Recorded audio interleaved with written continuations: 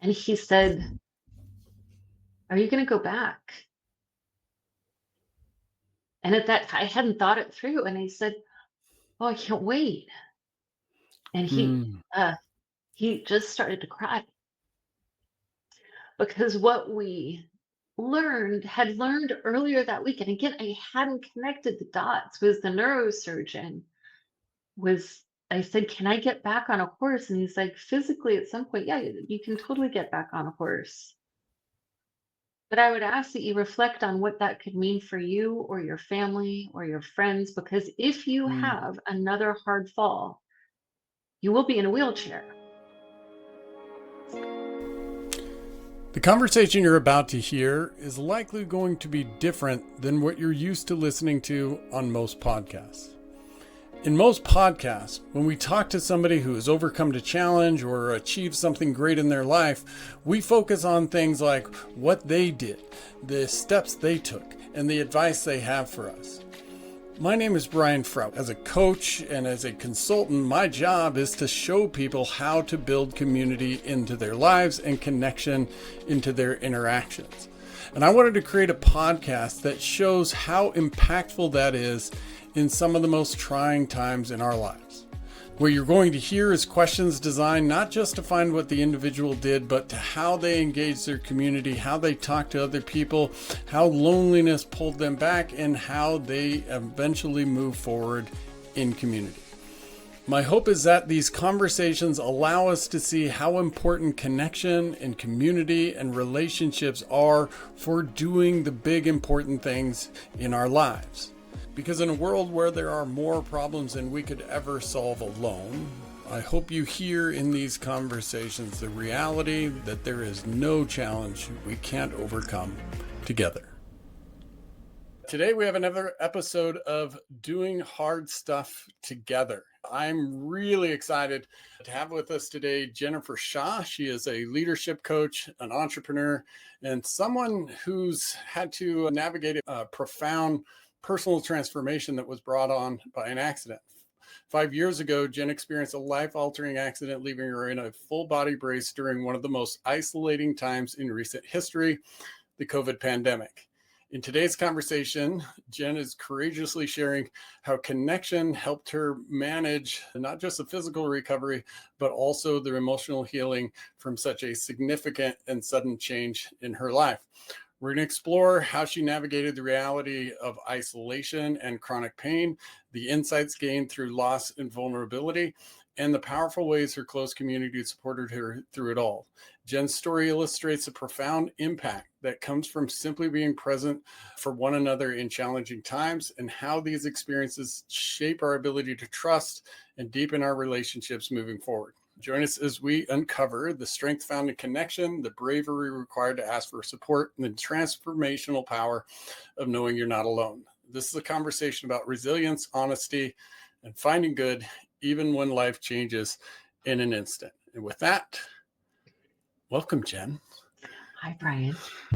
Yeah, welcome to the Finding Good podcast. And a big thank you up front for the courage, the bravery, for being one of the initial people to do this, especially the Doing the Hard Stuff series that we're doing here, because as the name says, we're talking about some of the most difficult things we've been through. And we're talking about it from an angle that's a bit different than most podcasts, right? We're focusing on where the community, how the community plays in, how we approach community, and maybe even how we backed away from community at times, right? Um, Yeah. so with that, I kind of want to just start with tell us about who you are a little bit, who you are, what you do, because I know you're in a big transition right now as well. And then maybe because of the transition, or what allowed you to have the kind of confidence that propelled you to share your story today.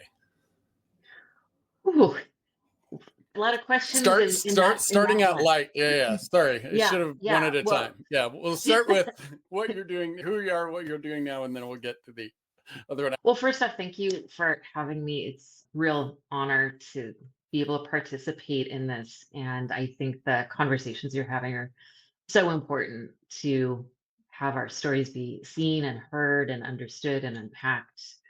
Today, I am a leadership coach. I work with creatives in the fashion industry, and I am still at my current role where I'm a vice president of design at a fantastic apparel company. And I'm in transition, stepping out of my full-time role and into my coaching business. Mm.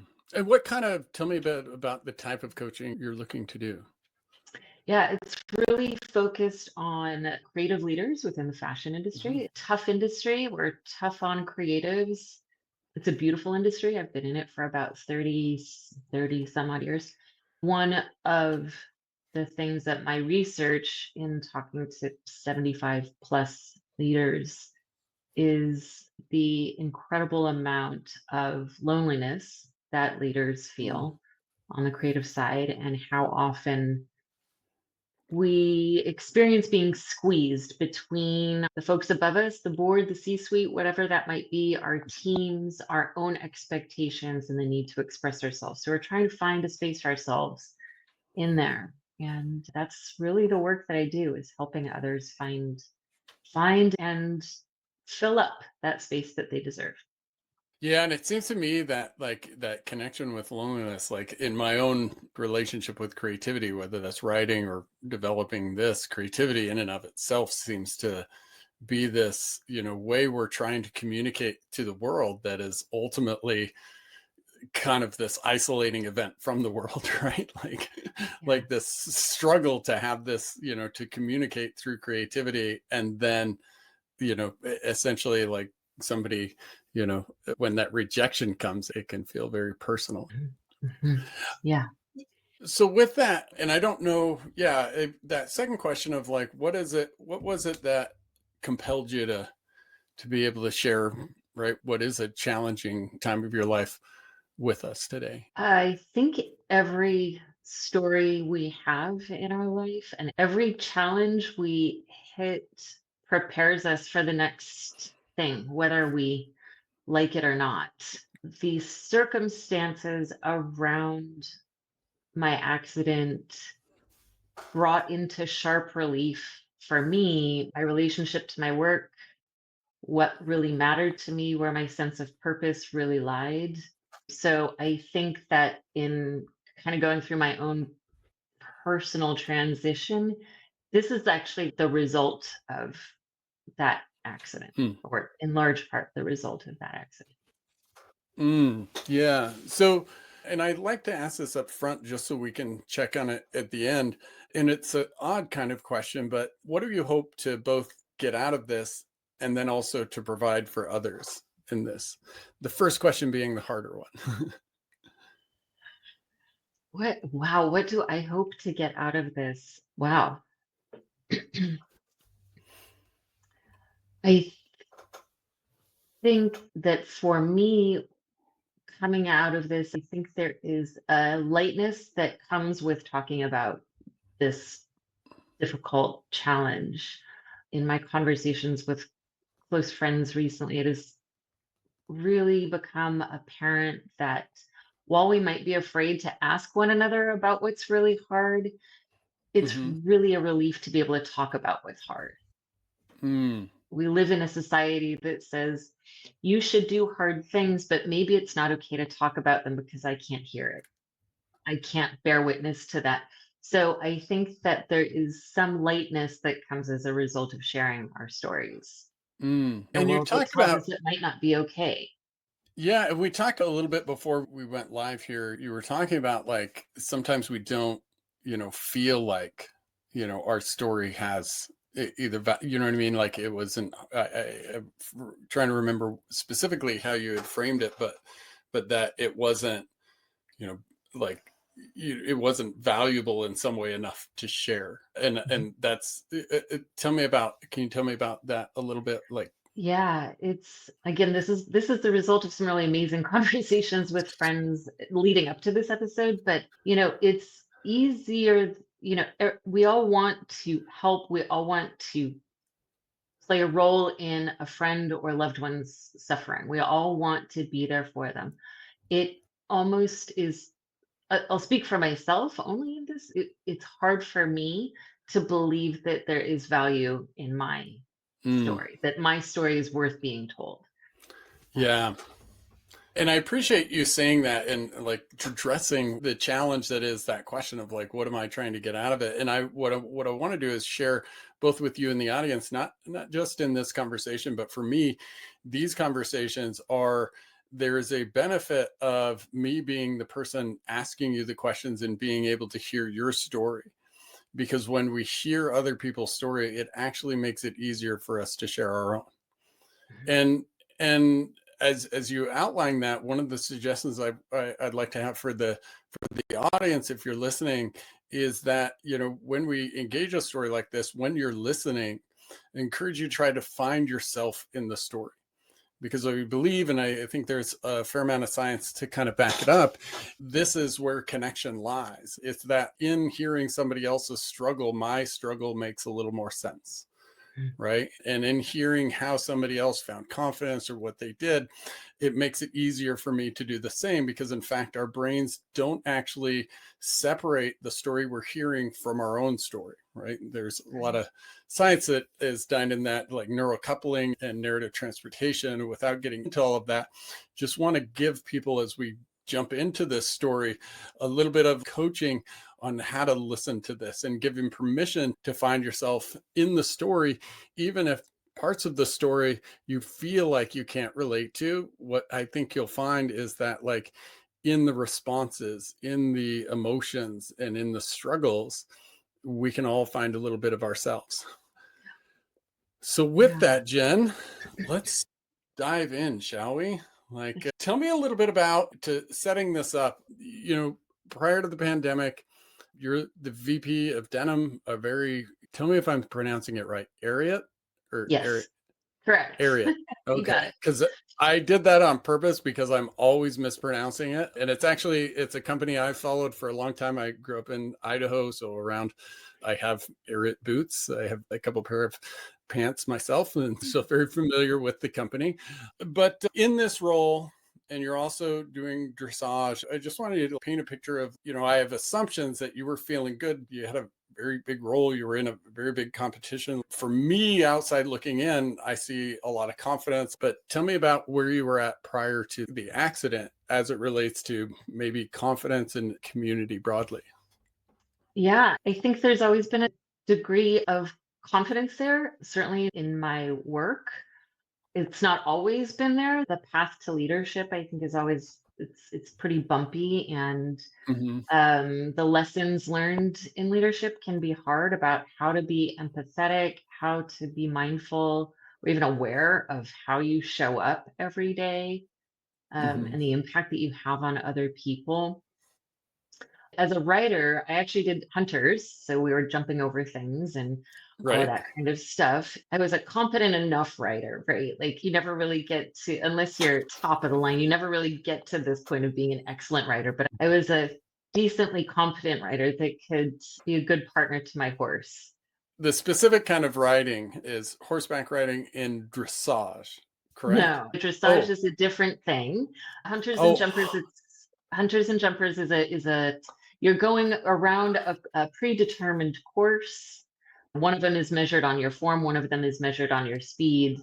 You are really going over obstacles with your horse as your partner in the that's whole my experience. That's my clarification in this. Brian should have done your research a little better before, because that's actually what I had pictured in my head when you said dressage. And now I'm like, oh, dressage is actually when I mean, they're not really It's dancing, kind of right? when But they're it kind of, looks like you're dancing with the horse. There's no jumping involved in dressage. It's a that uh, is a different discipline, very beautiful one. Yeah. so a fair amount of intensity to have to like go through obstacles and a lot of trust with the horse and a lot of like, there's, in my limited understanding of horses, the level of confidence that you have to have that the horse needs from you, correct? The horse needs it from you. They're a herd animal, and there's a pecking order Hmm. in the herd. And as the rider and their partner, you have to let them know where you are in the pecking order of the herd. You also learn a lot about leadership and how to lead yourself. Hmm. when your horse they're also prey animals, right? So they are, unlike dogs and cats, they are hot wired to run when Right. they feel shocked or afraid. And so you have to be the vessel for confidence for them. And you have to be the vessel to say, no, no, no, it's okay. It's okay. You can't do that you can't do that by telling them. It's 13, Hmm. 1400 pounds of animal. You have to be able to speak horse to a certain degree. You have to be able to communicate non-verbally with them. And so that was probably the biggest thing I learned and never stopped learning while I was with them, was how do you be a partner to them and ask? You use, you know, as much voice as required, but as little as necessary. Mm. And I'm picking up kind of an overlap in how you described, your kind of ascent in leadership, but also how you approach, preparing a horse for, or, being, if you will, leading a horse through this thing is that like there's a fair amount of humility and some almost like this trial and error, and it's not just I tell you, it's like it's both this building of relationship with yourself and with those you lead, and being able to be like the humility that's happening inside of that. It sounds like that's where that confidence is sort of coming from. Yeah, kind of hard won to a degree because you know, just like in leadership and working with a team of people, or even in relationship or with a horse, you're spending hours, minutes, days, and weeks building experiences Mm, together. I think often we look at our roles in these things as more transactional, right? I want to just go get the thing. yeah. I just want to have the responsibility. I want to have the team. I want to have the trophy at the end of a competition. And I think what I learned along the way was that it's better to be the person that gets the thing as opposed to just getting the thing. This helped me become a different kind of, it gave me a different focus in falling in love with the process of building relationships, falling in love with the Mm. process of building a connection. So take me into the moment, right? So like this like you've been building these relationships and this confidence, and then like walk us through the day of the accident. Kind of what happened, Yeah. and yeah. Yeah. I'd always been a timid writer. I'd Hmm. broken, I've had a broken collarbone, I've had a broken leg, I've had a couple of concussions. Gravity is a challenging partner in all of this. So I'd hit the ground a couple of times. And as you get older, I think you get a little bit more timid. And I remember, feeling so grateful the day of, because we'd just come off of another show a couple of weeks earlier where I'd moved up a division, and my horse and I were just really like, there's a moment you get with your horse when you just feel like you are one, and it is magical. It's a magical, incredible feeling. And the day of, I remember feeling so grateful that we were able to be at a competition during COVID. We were all outdoors, right? So it was a bit easier with all the restrictions that were happening. I remember there's always a warm up arena where you get to take a couple jumps and warm up your horse and warm up yourself and get your head into the right space. And I remember being in the warm up arena, kind of going, something just feels a little off. I'm not sure what it is. That had happened to me before, and it wound up being like, oh, it's just your brain going crazy right now with Mm, nerves. right. And we went into the arena and we laid down a wonderful round until we went through the last, I don't even remember if it was the last line of jumps or not, but we went into this line of jumps. So it's one jump and then you have to count the number of strides until the next jump, right? And it's in a Hmm. straight line. And I remember the count was off, right? Because footfall of the hoof beats give you a rhythm. It's 1, 2, 3. And I remember noticing that he kind of put in like a little half step and then took the fence really long, right? Mm, He jumped it from like too far in front of the fence and jumped it really weird. and he did something strange with his body. He jumped it in a strange way, and he jumped it high, like way higher than the fence. And when we landed, he took one stride and the head went down. And when the head goes down, you know the back end's coming up. Right. And I think what I recollect is he bucked and I came off. I went over the handlebars and hit the ground. And I remember I hit the ground and I bounced and I hit the ground again. And I thought, oh, I can get up. And then the pain hit. And I remember hearing this buzzing out there. My horse took off and I didn't see him anymore because I couldn't get up. It was just this wall of pain hit. And my trainer was like, come on out. And I just started screaming. Someone started screaming for help. And it took me a minute to realize that was me. Oh, wow. And I couldn't get up. I was afraid to get up. I didn't know what had happened, but it was just kind of in my low back. This pain was incredible. It felt like years, but I think it was actually a couple of seconds when my trainer ran into the arena, followed by a couple of others. I was instructed to not get up. It was 110 degrees that day. I was lying on the dirt in the sun, and it didn't take too long I don't know if it was shock or if it was heat stroke, but I was sick and people were holding a towel over my head. They'd called an ambulance, and I'm not sure how long it took, but I remember somebody told me it was about an hour and 15 Mm-hmm. minutes for it to get there because it was COVID and they had so many Yeah. other things to go do. I just remember the fear. And my trainer had also broken her back many years before. She told me later that she was pretty sure that that's what had happened because she saw Mm. herself in that. She sat with me and held my hand and, like, pushed the hair back from my face. And she was so present in that moment. And Mm. then they came and took me away on the stretcher. And I remember going from this full sun, it was probably around noon, 12:30 in the afternoon, full sun into this like blessed darkness of the ambulance where the air conditioning was on and the paramedic was like, do you mind if I give you something for the pain? And I was like, please do. Please do. And he was like, we're gonna have to like cut some of your clothes off because you're too hot. Remember these weird details stick with you. Like, please take care of my socks. They're my lucky socks. Yeah. And he was like, I might argue that point right now. Where do Oh, you think that comes from? Like, what do you think's uh, happening? What do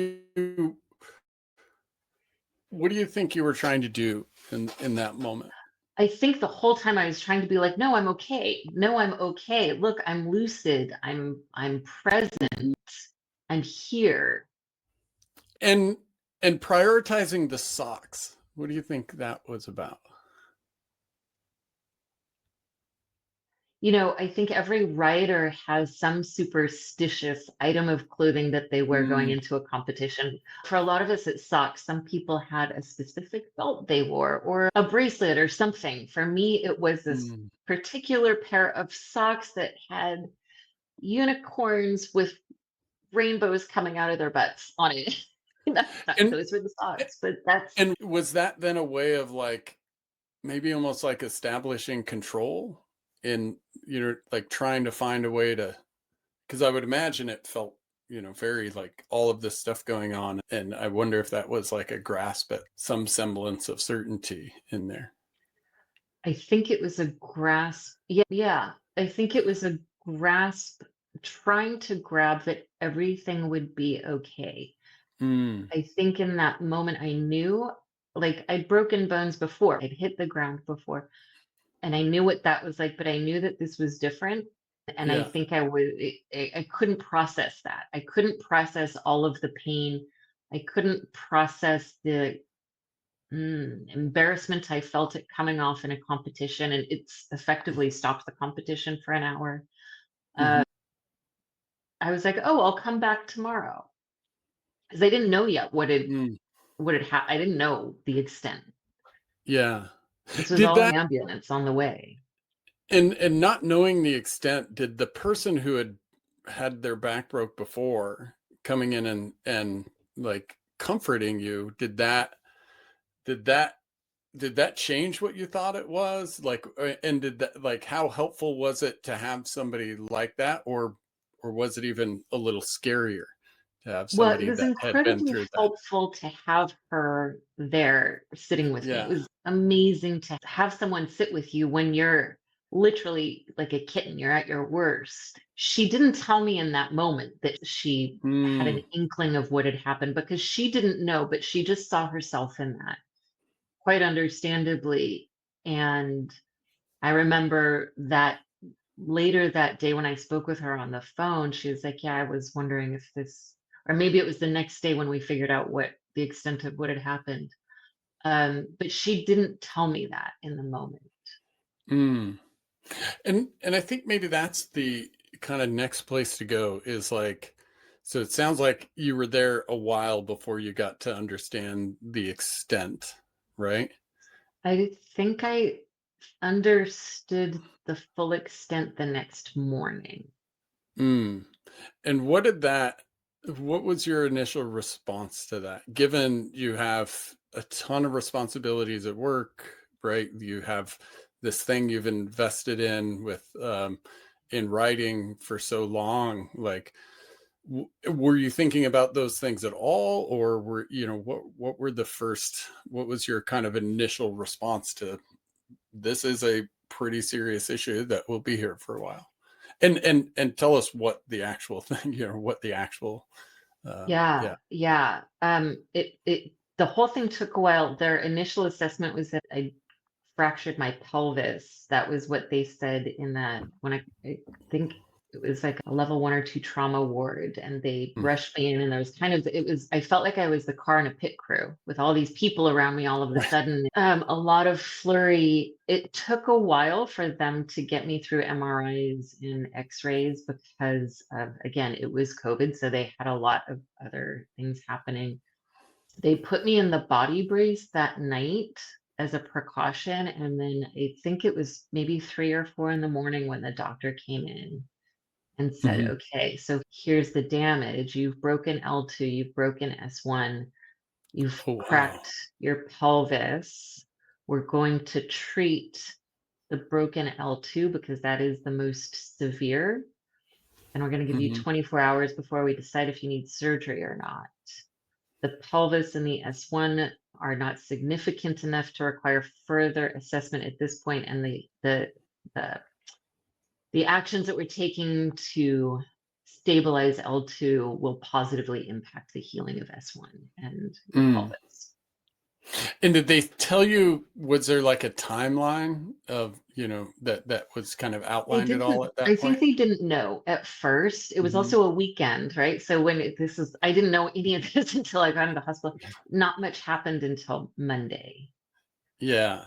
Okay. Um, so um, by Monday, they had figured out that they were going to not do surgery up front. Mhm. They were doing everything they could to keep me off the table. Um, so I was in the yeah, I just remember being um, in bed the whole time. My husband and my mom were freaking out. I was in Sacramento. I live in the Bay Area. I was at what, 150 miles away when this happened, and it's COVID. My husband couldn't come see me. My mom couldn't get on Mm. a plane, and like you're there by yourself. None of my friends could come. So yeah, it was an interesting moment. And I do remember thinking like, oh God, we're just launching this whole new big project at work. Mhm. I need to go back. I've signed up for a competition in 2 weeks. I'm gonna go do that. It'll be fun. Like it hadn't hit, right? Because Mm. for days the adrenaline is just pumping through you. Mhm. And how are the initial conversations then with, I mean, you said your mother and your husband were kind of freaking out. Like, how, like, was there a bit of disconnect in those interactions too then? Like you saying, "Oh, I got to go do this," and then trying to convince you that like you might not be doing anything. I think so. I remember the conversations all on my side felt forced in this really weird way because like when I told them the extent of the damage, they knew. Mhm. Right. I couldn't process that. I was like, Yeah. no, no, no, I'll be back at work in a week or two. I'll be, back on my horse. Okay, maybe it's not going to be 2 weeks. Maybe it'll be a month, right? It hadn't sunk Mm. in. And the way they were trying to like trying to let you know, but you were still kind of over here. When did that change? Or like did it? Like Um, yeah, I'm it curious actually it when you took a had. lot longer than you thought for that to change. It probably took a month to 6 weeks for that to actually So change. what was happening in those 6 weeks then? Like how you were, and specifically like how were you interacting with your team and your family? I Especially had given, yeah, go ahead. texted my boss and been like, oops, I hit the ground, sorry. And she was like, oh my God. So she called and we talked through and she's like, you take the time that you need. Hmm. I got amazing texts and phone calls from my team just offering support, my friends, my family. For me, there was so much happening physically at that time. I couldn't get up. I couldn't stand up. And I had to start to use a walker on day 2. And the pain, like you're just navigating the pain. It's Hmm. insane. And they've got you full of a lot of stuff that keeps you pretty tired and sleeping half the time. I couldn't do anything by myself. And so just trying to figure out how to eat, that took all my mental energy because everything then became a process. Getting out of bed involved thinking about rolling onto your side, thinking about how to shift your weight to prop yourself up. Which arm do you use? How do you put your feet on the ground to stand up? Like everything had to get broken down into a process. And so it didn't allow me time to think about the long term of Hmm. this because you're And just trying to get through these motions that we go through every day. How to use I mean that we take for granted, how to take a step, how to I couldn't shower by myself, I couldn't do these fundamental things, so you're and thinking what's about all of that. and what strikes me is that, as you just said before, like through this in these first 6 weeks, you still had this idea, almost like I'll be back soon, or I'll, you know what I mean? Like it's, Yeah.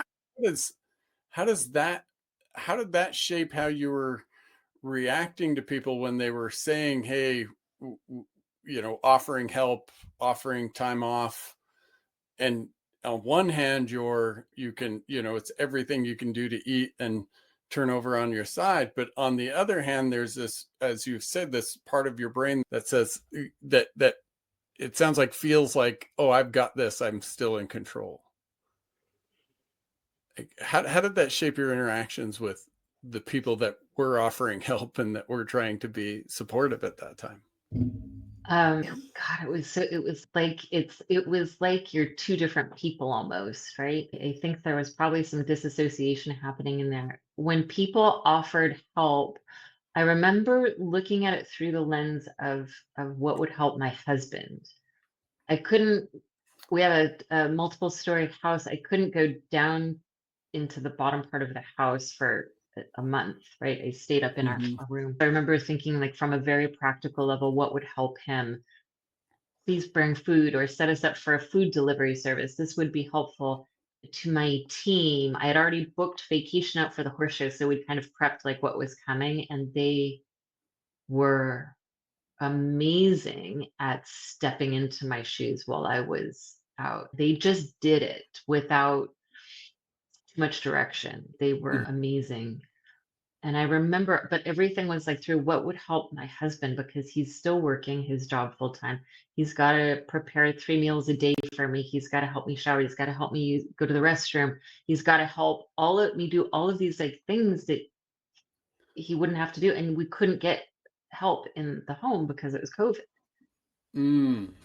And it's striking that in the midst of all, I can't move, I can hardly bend over, or roll over rather, like then there's also this like, oh, I need to take care of this, like this almost like rigid, it's not about me. That just doesn't land with the like, what eventually, well, two questions.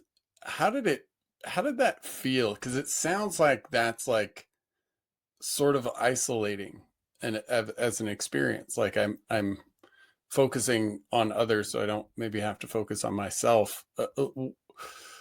How was that? But also, like, what eventually, like, in that, when you get to week 6, what starts to change for you? It was easier to take care of my husband or help others believe I was going to be fine because that was easier than facing what was really happening. I Mm, feel like I couldn't. I feel like there was a physiological thing in my brain that just shut down. It was like, you cannot go through this physical recovery and face the mental recovery because by God, you will crumble if you face all mm, of that at once. And I remember talking with my husband. He brought up some food for me and he was sitting on the bed with me. And I was like, I really miss my horse. mhm, Oof. And he said, are you going to go back? And at that, I hadn't thought it through. And I said, oh, I can't wait. And he just started to cry because what we had learned earlier that week, and again, I hadn't connected the dots, was the neurosurgeon was, I said, can I get back on a horse? And he's like, physically at some point, yeah, you can totally get back on a horse.